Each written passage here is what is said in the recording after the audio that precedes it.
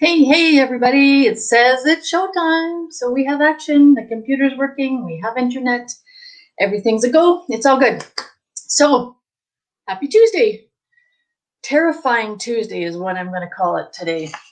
Just with all of this stuff that's going on right now. So I'll just pull up my little ticker tape there so that you can see that at the bottom of the page. And let's talk about life's purpose and what it really means.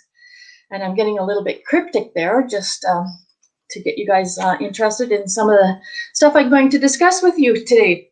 So hopefully we had a good day. Happy Tuesday, like I said. And so where do you think I'm going with some of this, what I'm going to discuss today? You ever taken a really hard look at what we're supposed to be achieving here in our life? Have you ever thought about it?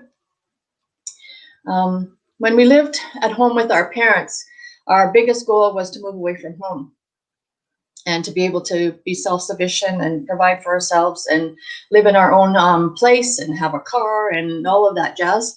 And we had to find our own way. A lot of us had to find our own way, right?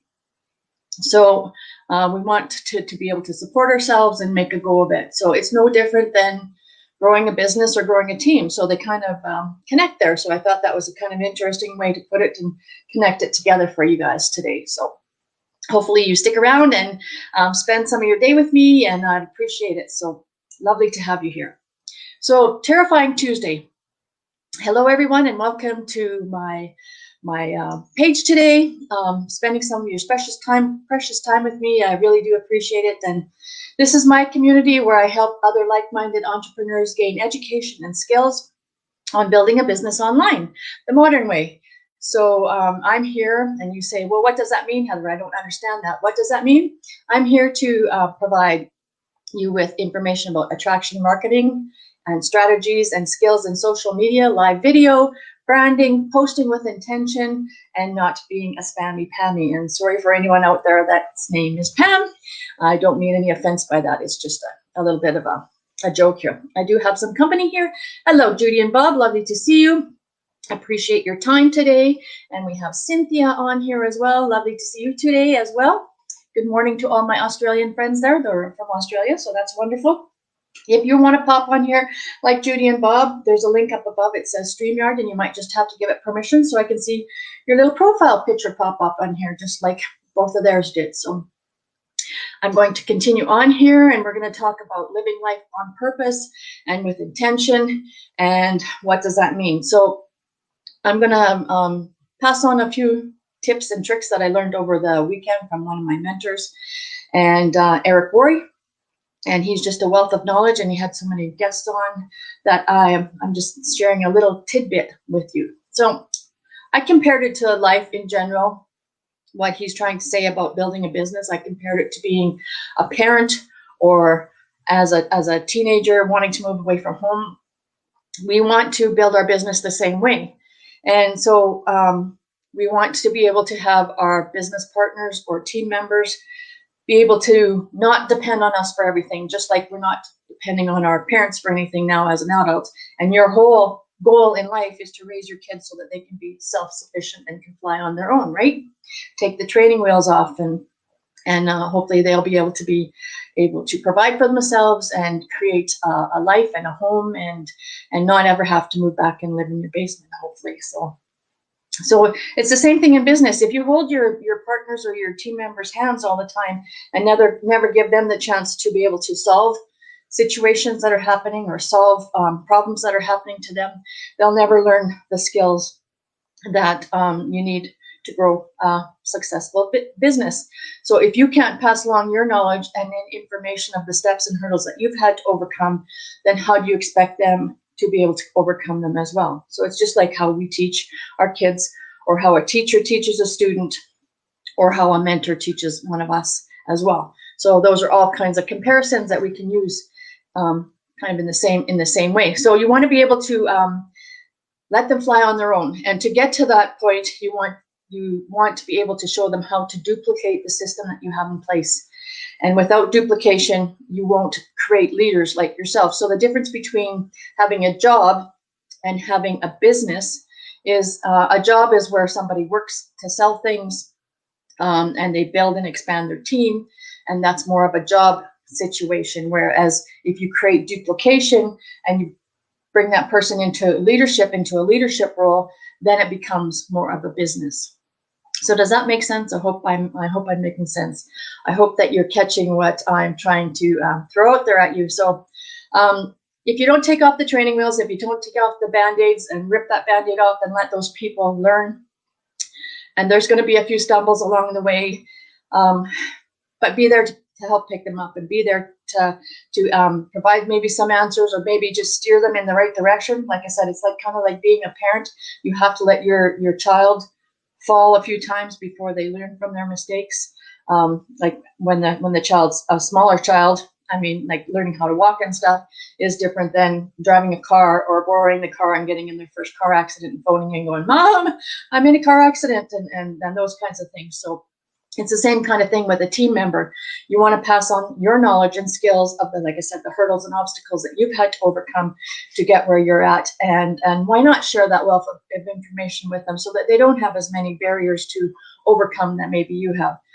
Let's not invent the wheel again. Let's not create the wheel again and try and trudge through and blaze a trail on our own when other people have done it as well and have become very successful. So you want to move that person from a dependent person into independent person. Like I said, same as a child growing up, as you want them to become a functioning adult, like a student and a teacher, and those types of things as a comparison. So ask yourself, ask your team member, actually, how long do you think it's going to take you to get from being dependent on me to being independent and being able to function on your own? Ask that to them. Ask that to your team member, or ask that to a person that wants to become one of your team members. And then maybe you'll be able to gauge how much time you'll be able to spend with them or how much time they're going to need from you to get to their goals. So you want to be able to ask them three little questions if they're going to be coachable, if they're going to be willing, and if they are going to have hunger for wherever it is they want to go. So if your person has those three little attributes, they might be a good fit for you in your business. They might be a good fit for a team member or a business partner. And you'll be able to see and how hungry they are as how far that they are going to be willing to go for whatever it is their goal is going to be. So you want to set up the intention of what they're going to do. You want to have good vision and excitement and a goal for them to work towards, and talk to them about it and see where it is that they want to go. Where do they want to go with their life? There's no better time than right now to be in this platform right here, an online business space. With everything, the way things are in the world, that you'll still be able to create an income and still be able to function and provide for your family. And it'll just be from a home base instead of from maybe an office space or a workspace of that kind. So I hope that is giving you guys some value and some ideas. You want these people to have also seven skills. You want them to have skills. You want them to be able to find a prospect. You want them to be able to learn how to invite. You want them to be able to present, and you want to tell them the structure on how to follow up with those people that they have presented to, and you want to be able to close. And then you'll say, once you close that person, then you're not just going to throw them to the wolves and say, okay, we'll see ya, you signed up, like whatever. No, you're going to get them started. You're going to get them what they call launched. Some of the people call it launched. And then you want to get them into promoting some events. So if you help them along all those steps of the way, and they are seeing some momentum, they're seeing the snowball get bigger and bigger, and things are moving in the right direction, then they're going to be inspired, and they're going to be able to work harder and work alongside you instead of butting heads with you and being like a problem child, you might call them, if they have the same vision as you do. So like I said, hopefully you gain some interesting value from that today. And the little notification that I put up to let you know that I was going live today is, don't trade your authenticity for someone's approval.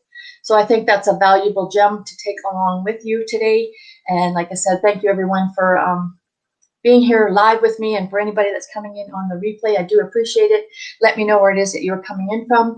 I appreciate all your value that you pass along to me as well. So have yourself a wonderful afternoon, or it's morning for you guys in Australia. So have yourself a wonderful time, and thanks for all the comments and stuff, and I'll get back to you after the fact. My glasses are a little fogged up. I can't actually see very good. So thanks everyone. Cheers. We'll talk to you soon. Bye-bye.